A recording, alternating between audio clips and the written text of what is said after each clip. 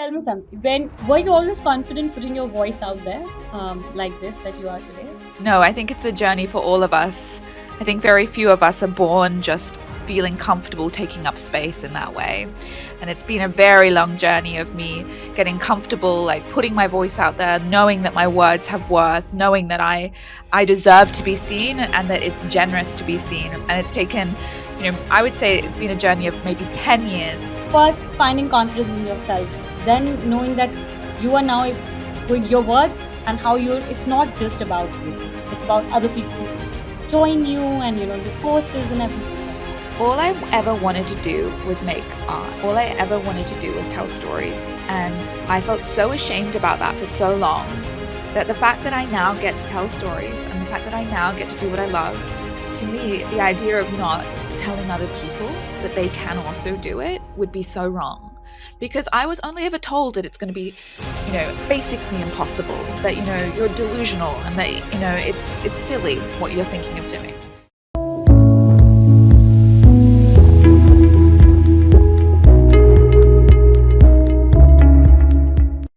Hey, you guys, welcome to the podcast. I'm very excited and very, very, very pumped um, to to introduce someone to you who's someone I have really looked up.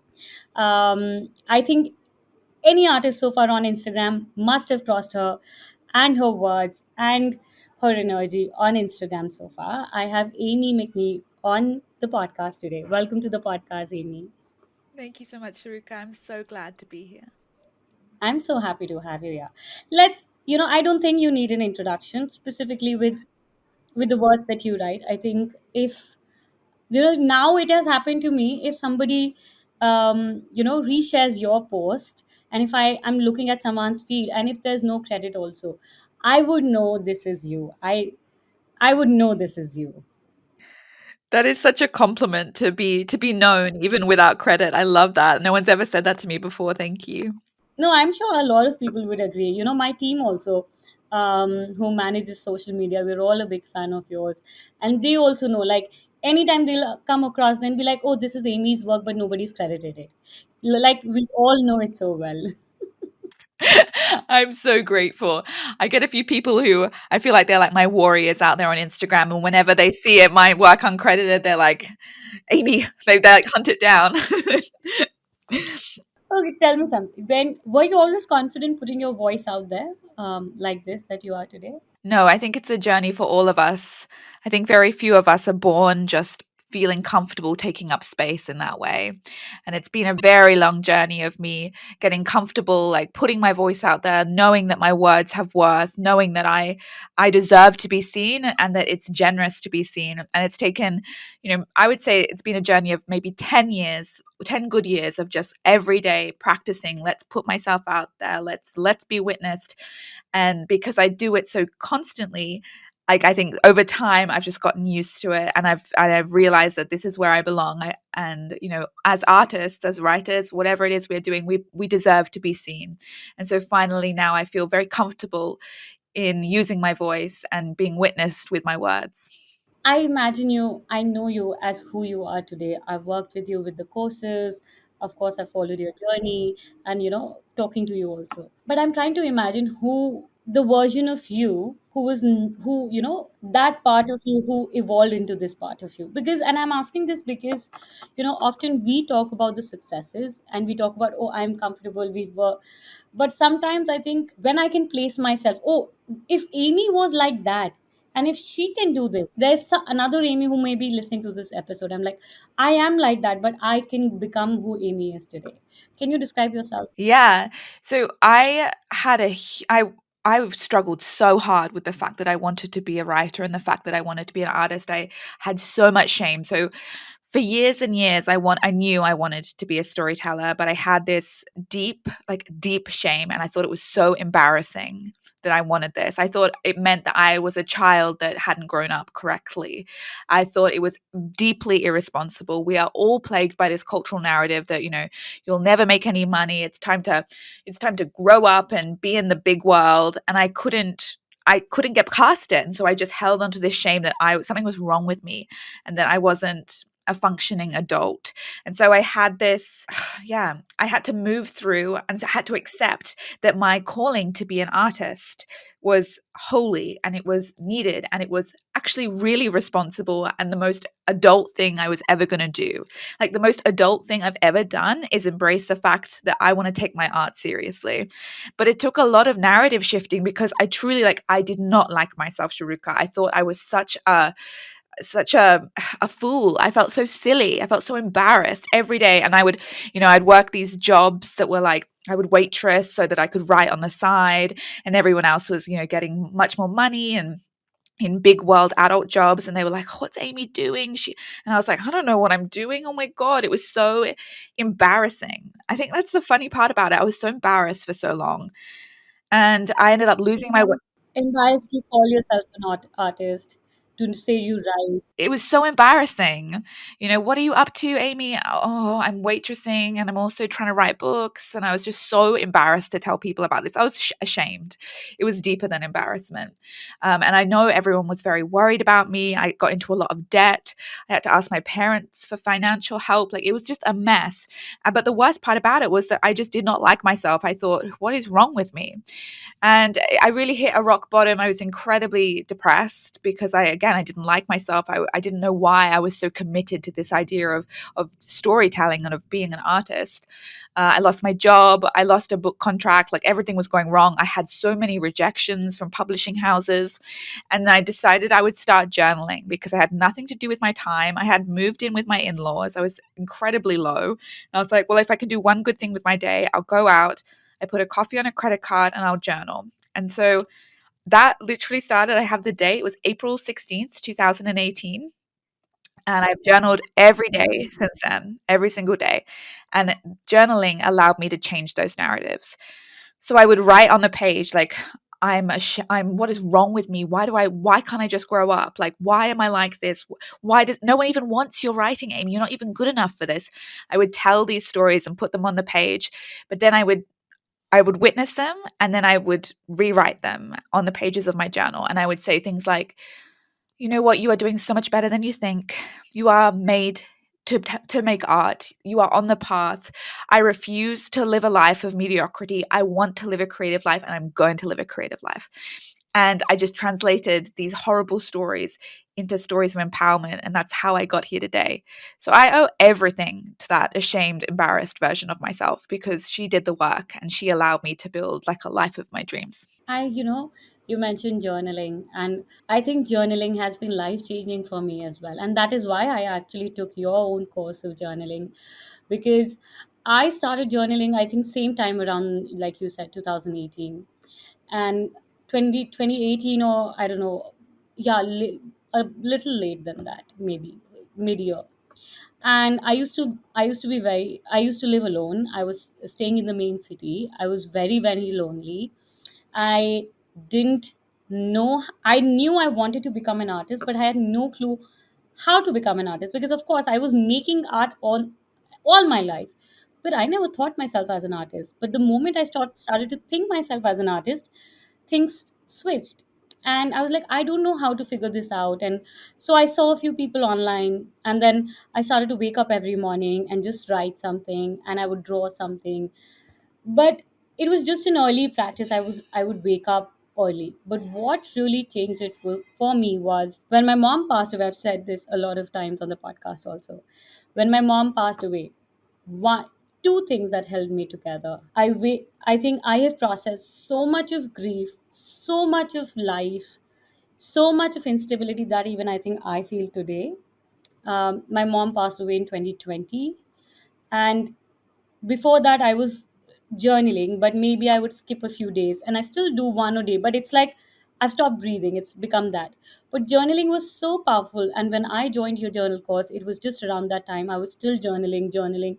And I showed it to my partner. I have these like thick books, and they're not journals to me anymore. You know these are just how I have processed grief, my mom's passing, talking to her every day. And I can't, like, I'm 3.5 years into her passing now, but I feel like I would have not made it if I didn't have, I one, my dogs, and two, my my journaling. If I didn't have either of these, I don't think I would have made it. Like, I couldn't even imagine how just writing 3 pages in the morning, how powerful that is. If I meet anybody, I'm like, please wake up, just write 3 things. Just don't even think what you, just write 3 pages. Just do that if you can't do anything. Well, it's such beautiful testimony. I'm so glad that you found the journal. And I think that we're just not meant to process everything in our heads. Like we're meant to get stuff out. We're meant to see our thoughts, I think. And I think when we try and keep it all in our bodies and our minds, like it's too much. And putting it on the page gives such relief.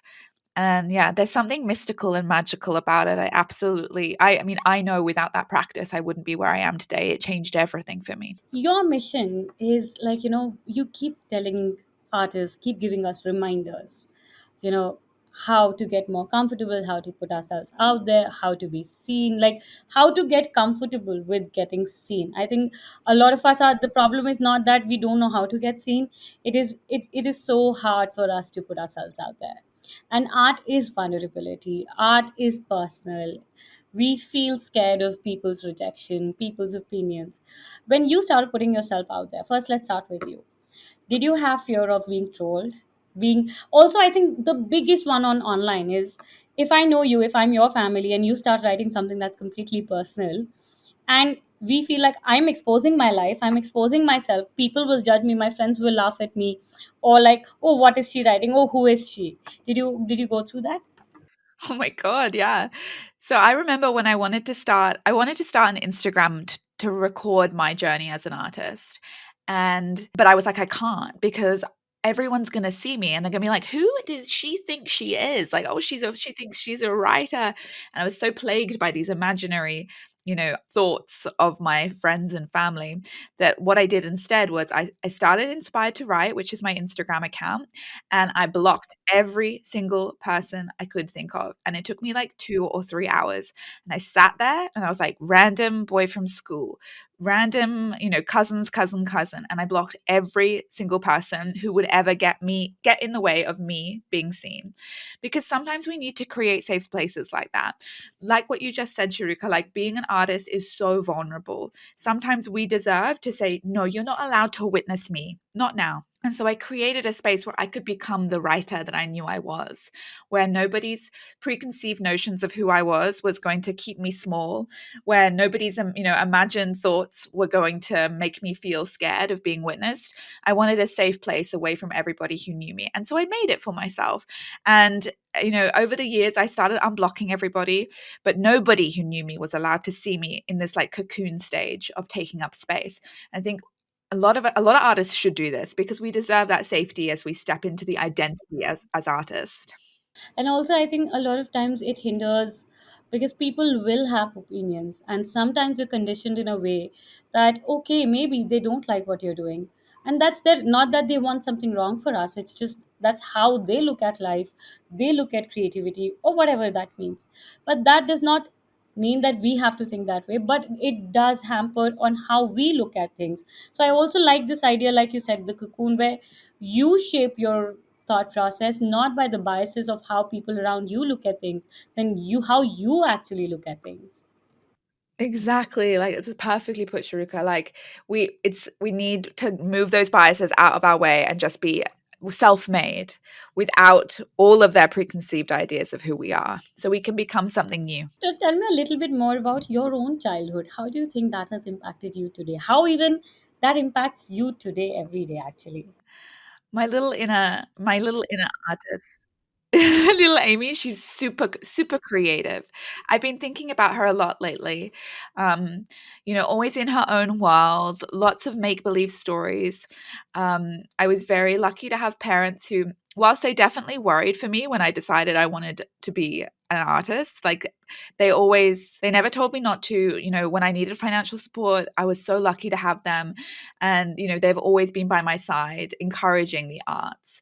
And so I'm so grateful to have had them. But it's amazing that even with these parents who were like pro art, like I had so much shame about it. And when we have parents who like really don't want us to get into the arts, like it must be so much harder than I experienced. And I felt like I went through the fucking, like it was horrible for me. So I, even even with these incredible parents, I still think I grew up thinking that, my art, my artiness and my creativiness was for little Amie, only for little Amie. Um, I think we think art is for children or the retired, and we don't realize that it is like an adult activity. Art is for adults. It's also in India, it's for women. It's like boys cannot get creative because they have serious things to do. And if you are creative, that means you're not serious enough. You're just, you just here to spend your time and then nothing constructive. It's not considered even constructive. Yes, it's seen as decoration. Like it's nice. Almost like these old ideas of what women are, like a decoration. It's not, they're nice. Yeah, I agree. I think I talk a bit about like I want more men in my community because I think men have been robbed of that vulnerability of the arts because men aren't meant to be vulnerable. Yeah, which is such an important narrative that I'm so glad that we're all working against. Like I want it gone. Like we need vulnerable, creative men in our lives, and we need women to understand that the arts is so serious that, and we're allowed to take creativity seriously. The arts change the world. It's an incredibly political thing to do, to make art.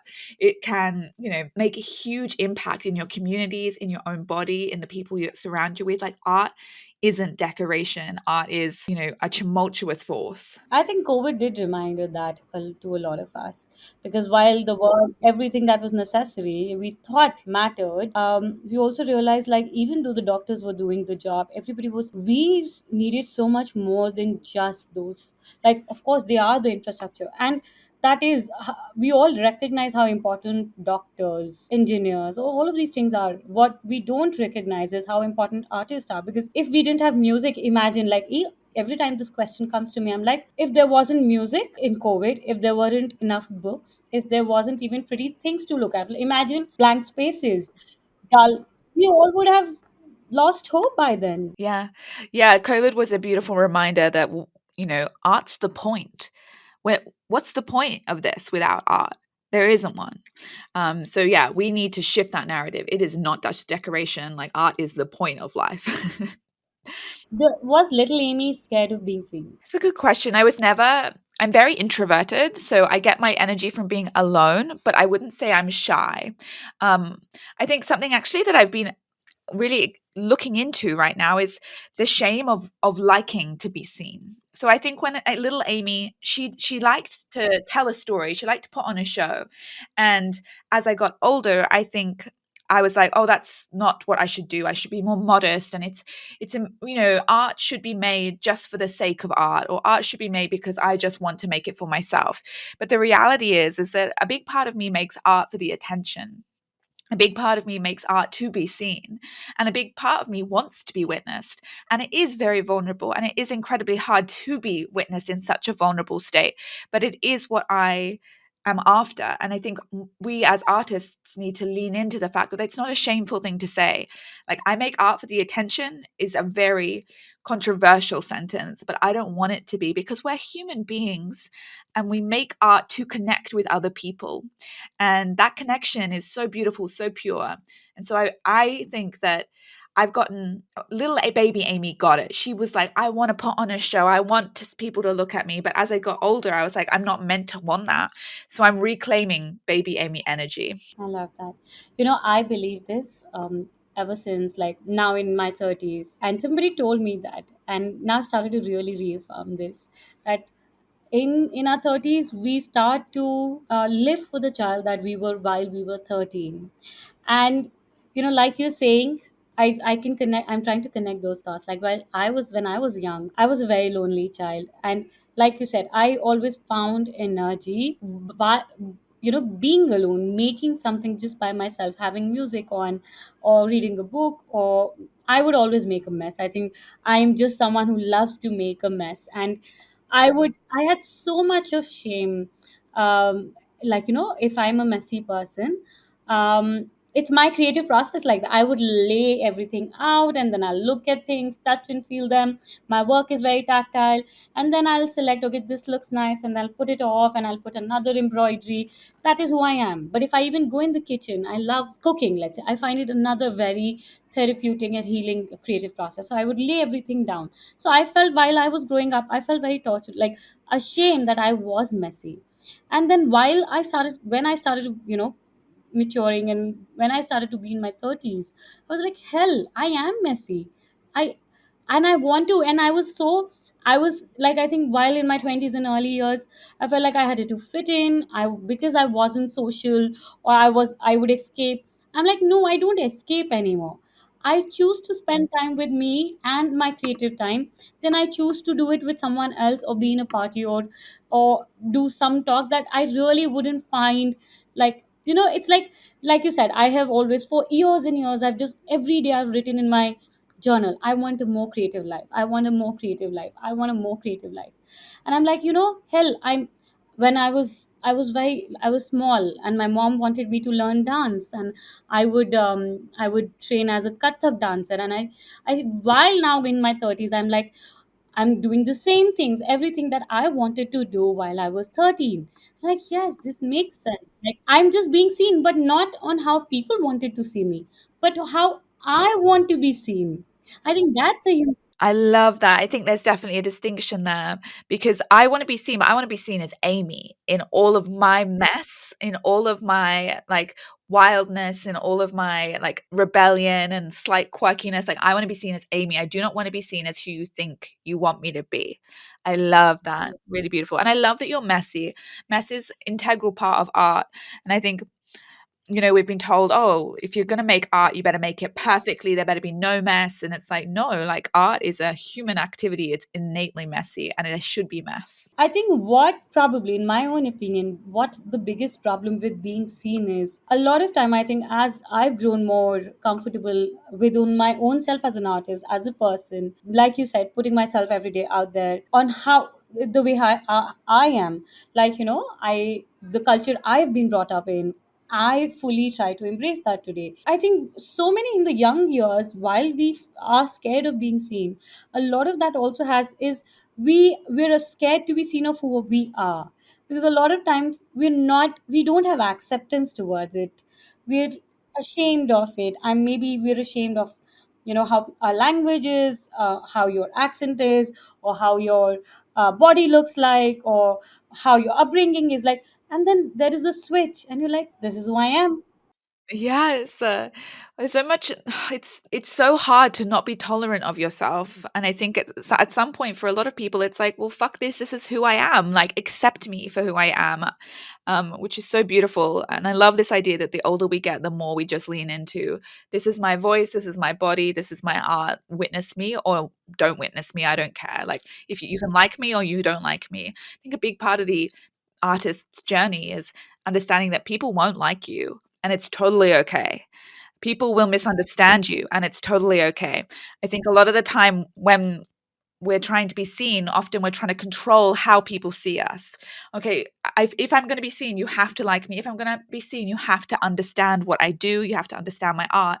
And it's a fool's quest because you'll exhaust yourself because people won't like you and people won't get you. And that's so okay. It's so safe to be misunderstood. That's the artist's point.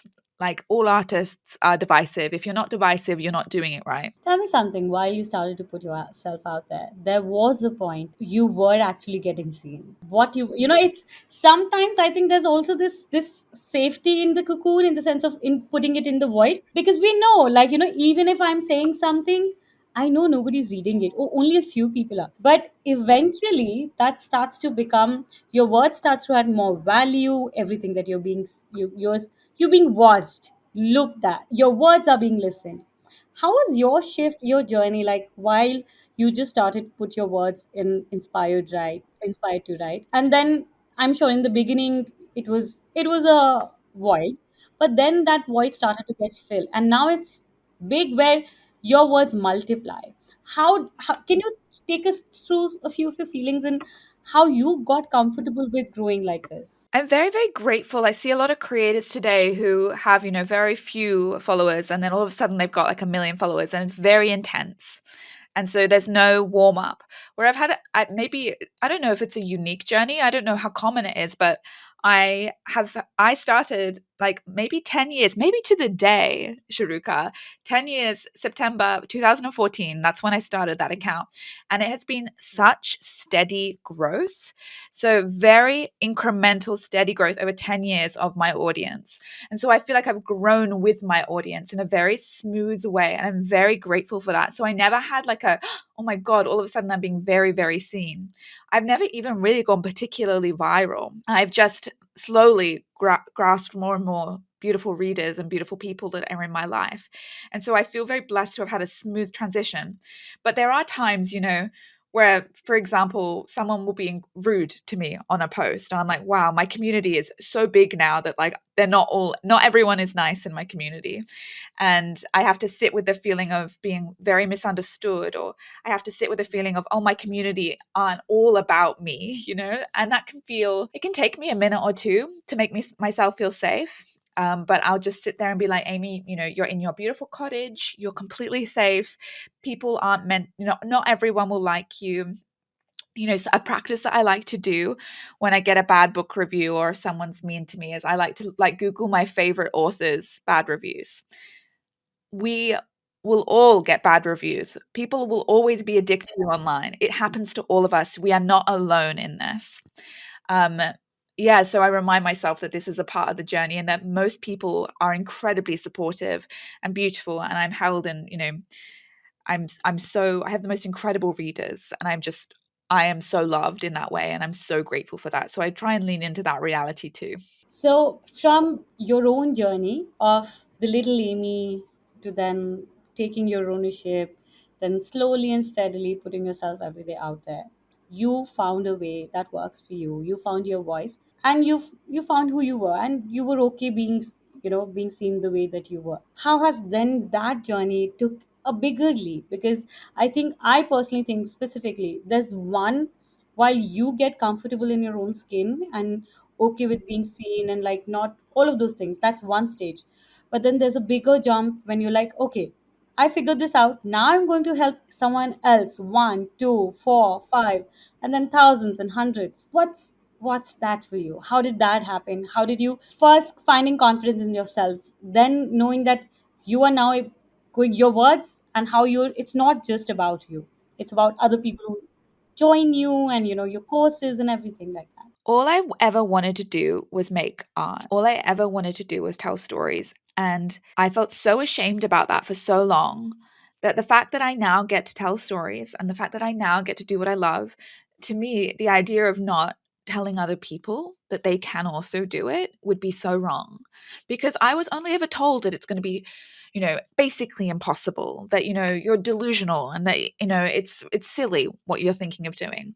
And I can't have anybody else think that way. I want to be a voice against that voice. I want to go around and to pick up any artist who's feeling that horrible like feeling of self-doubt and say, I'm taking you so seriously and I believe in what you're doing and what your vision and your dreams are possible. Because that's what I needed. And so I feel like I am in service to a past version of me. And I've always wanted to like, yeah, to be I've become the person that I needed myself to be. I needed someone like me in the past, and this is the person I've become. Mm. That we become the person we once thought we wanted someone to rescue us. We actually become that. It really feels like that. And so it feels like the greatest privilege in the world to get to be with other creatives and to encourage all of us. Um, I feel so people often ask, like, "Why do you do what you do, Amie?" And it's hard for me to explain. Like, I just love artists. I love creatives. We are so incredibly important and we are so undervalued, and it pisses me off. And so I have a fire in me, that's like, I want to get us together. I want us to feel okay. I want us to feel powerful again. I love that. Okay, one important question. Another thing that once you start to grow is not often while you grow, your creativity may grow in the sense of not your creative hours. When you grow, a lot of those non-creative hours start to grow more, like marketing, admin, sales, like all of these things, because then it's not about you, it starts to become a business, or you, it's so much more. And a lot of people have a lot of resistance towards it. I know I used to have it long time ago, but I think now I embrace that part. But I still feel there are days where I'm like, you know what, I'm not going to do anything, I'm just going to be in the studio, or like, but I also know this is as much a responsibility today, then, because I have commitments, I've committed people, their work, all of this. But the strife, like you said, I also feel like, when I closed my first fashion business, I think the first reason on why I did that was because when I came out from my fashion school, I thought being in a fashion business meant, running a fashion business meant was I would draw beautiful garments every day, and I would be like this creative, like, because that's what fashion school was about. We would draw, and then I would drape, and then we would embroidery and all.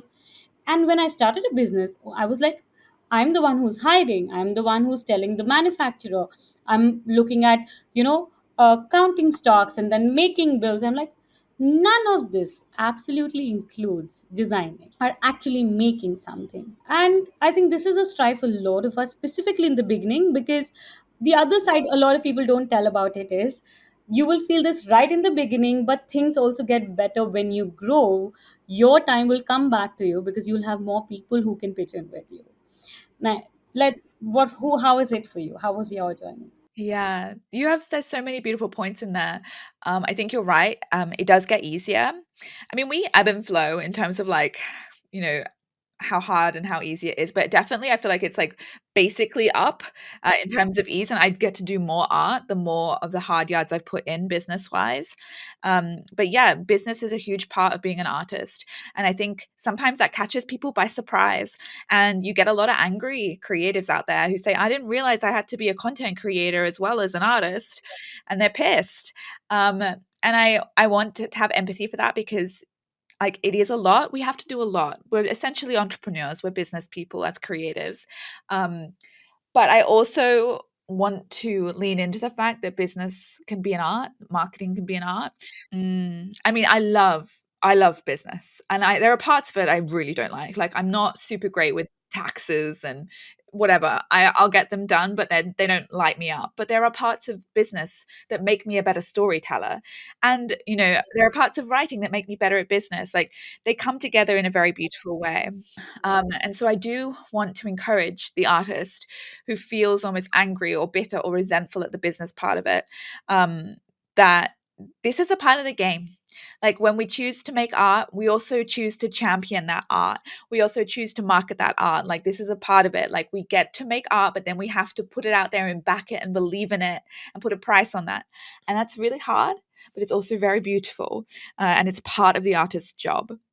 Um, and I think it's a really holy part of the job. I love it. Is there anything that you do while, I think, as we start to grow as artists, as people put ourselves out there, get more seen, do you have any practices, anything that helps you keep that cocoon alive, or this invisible layer to protect your creativity? Because sometimes too much information, too many things happening, it does get in the way. Like the heart and soul of anything that we do is our create. What do you do? I think this is an excellent conversation that we need to be having, because so many artists prepare for failure, but they never prepare for success.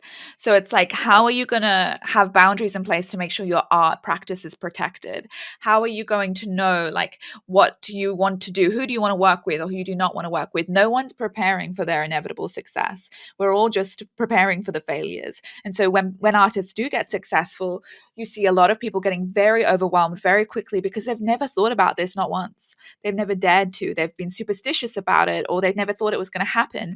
So you get almost like these very shocked artists who are very suddenly successful, and they're not prepared. And so I think all artists should prepare for their success.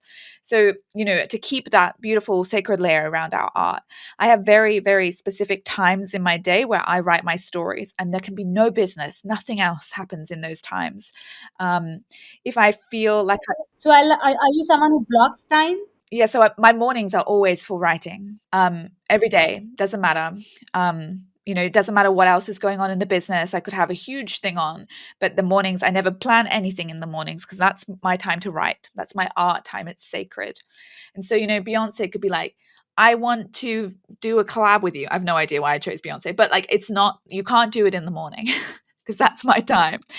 Um, and so I protect my writing in that way, because I always want it to be my priority and I always want it to, yeah, come before the business stuff. But we've got to, sorry. No, I was just going to say we've got to think about so many different things when it comes to our future success, like boundaries, like who do you want to work with or who do you not want to work with? How many hours do you want to work? How many hours do you not want to work? How are you going to make sure that your success is something you actually want to live in? Because a lot of artists get to a success, and they don't want it anymore. But it's like, because it's not the life they wanted. So what is a life you're actually going to enjoy? Because, you know, maybe you just want to live, in a forest, in the woods, writing books, connecting with your people online, but you never want to go on a tour. You have to know that because you're going to need to tell your publishers immediately. Like you're going to need your boundaries and you need them in immediately, but no one's ever prepping for this. So design your beautiful, successful, creative life in your head and think about the steps you need to take to get there because there'll be specific steps you need to take. I love that. No, I think this is, I also read this somewhere, which is very popular, that a lot of times the fear is not of the failure, the fear is of the success. People are so afraid of success. They're afraid of their friends not liking them anymore. They're afraid of making people feel small. They're afraid that money will destroy them. They're afraid that they won't like their art practice anymore. I know I work with thousands of creatives, and I know they're all way more scared of success than they are of failure. And so we need to look at those fears and we need to unpack them. If you're afraid that money's going to ruin you, well, then what steps can you take to make sure that you have a good relationship with money? If you're afraid that it's going to ruin your art practice, you need to protect your practice now, not just when the offers roll in. Now, there's a lot of preparing we need to do for our inevitable success. And it's like I love it's, I always look at it like, I think artists are very similar, should behave very similar to athletes. You need to prepare for the game before, even before, like you even know you're ready for a game. You live that life before that games even comes in the picture. Like, it's like you have to have that discipline, that dedication, the respect, like, and take yourself. I love that spirit of our athletes. I think it's just, and I feel like there's a lot of overlap. Oh, I agree. One of my most famous posts is actually that artists are not like athletes, and because I was talking about how artists don't win gold, we don't have a first place, which is true, but in so many ways. And contrary to that post, we are so like athletes. We need to invest in our recovery. We need to invest in our warm ups. We need to invest in our mental game, like prep ourselves, take ourselves seriously. Athletes take themselves so seriously. Why aren't artists? And it's like both of them sound as unreasonable to the world as, like, and I'm like, I love the spirit when, like, when they say they have a game and they have to go to practice every morning, every evening, they are at it. 3 years, they know there's going to be another game. 3 years, and they do it like a job every day, and they eat accordingly, wake up accordingly. And I have a friend who's an athlete, and he's like, oh, I have a game that I need to appear for in 2026. And he's like, even from today, I wake up as I should. I was like, this sounds very much like being an artist. Like, I feel like it does not matter if I have a show or I don't. I wake up every day and I want to make art. I have to make art. I have to write. I can then do anything else later. But then these things, and even if I don't do it, it's not like it's going to be easy. Like, I feel like I'm getting out of breath. Like, this is the reason I do everything else. I love that. I absolutely love that. You're right. Like we need to channel that, the discipline and the commitment and how serious these athletes take themselves. Like artists need to do the exact same thing. I love that he was prepping for something in 2026. Like we need to prep for 2026. What's happening in our art lives in 2026? Let's prep for it today. Let's treat our bodies and our minds and our art today because we have a huge future ahead of us. One question related to the next. Of course. I love how you name your courses. Like, I think they're so, like, they speak to you. Like, um, write your fucking book, the journaling course, like selling without selling out. Like, and then the new book that you've just published is now available. We Need Your Art. Do you want to talk about it? Yeah, I would love to. Thank you for giving me the opportunity. So she's on just for pre-order right now. So she comes out early next year in March. So speaking of preparing early, I'm preparing early for this baby, and I'm going to be, backing this piece of art for 6 months, trying to get pre-orders in. I'm going to be the biggest champion because, like, I need to be the biggest champion of this book because she's mine. So we need your art. And then the subtitle is "Stop fucking around and make something." A little bit cheeky, a little bit cheeky. Um, so yeah, she's a creative manifesto essentially. So whether you're in a slump or you're even if you're like very far into this road but you're just feeling a little or if you're a beginner, this book is about reawakening the creative fire in you because what you're doing is very important and it's about reminding you why what you're doing is important. It's about navigating all of these creative blocks, the perfectionism, procrastination, imposter syndrome, recognizing that this is a hard fucking journey, but it is yours and you absolutely have what it takes to move through it. So it's really just like a creative Bible. And I want artists to have the support and the reverence they deserve. And that's what I feel like I did in this book. I love that. I love that. I'm going to get my pre-order as soon as get I get off the call. Thank you. So I think that it's coming out basically everywhere, but for India you can order through the UK, and the UK are the only ones. They're the only ones that get the swear word in the title. Everywhere else took out the swear word, so you can get the naughty cover. That's also something I want to mention. Like, a lot of times your book is being published along with, like, by Penguin Random House. It is one of the biggest publishing house. But a lot of times, I think even as artists, sometimes we feel like if we get a bigger publisher, a bigger gallery, our work is done. And oh, I don't have to do. Look at you. Uh, even before you've opened, talking about your art, you're putting yourself out there. Even though you have somebody who you could easily leave it out to them, and you would be like, okay, they are here to do a job.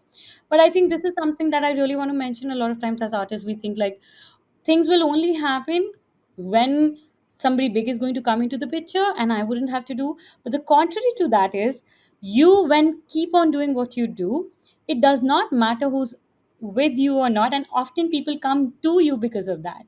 Like, you know what I mean? Yeah, no, I love that. Thank you for seeing me in that. Like for me, if I think this book is good, why wouldn't I back it? If I wrote this baby, like I've got to back it. If I want you to read my book, I have to be its champion. And so for me, it's an act of service to myself. Like it is my job as the author to get behind this baby and to promote it in any way I can. And I know a lot of people don't want that to be their job, but I really believe that if you made it, you back it, you champion it. Like that's your job. No matter who's behind you, no matter what publishing house has picked you or what gallery you're at. Um, you're the artist and this is your job. So for me, I take that very seriously because I love my creations and I want other people to love them.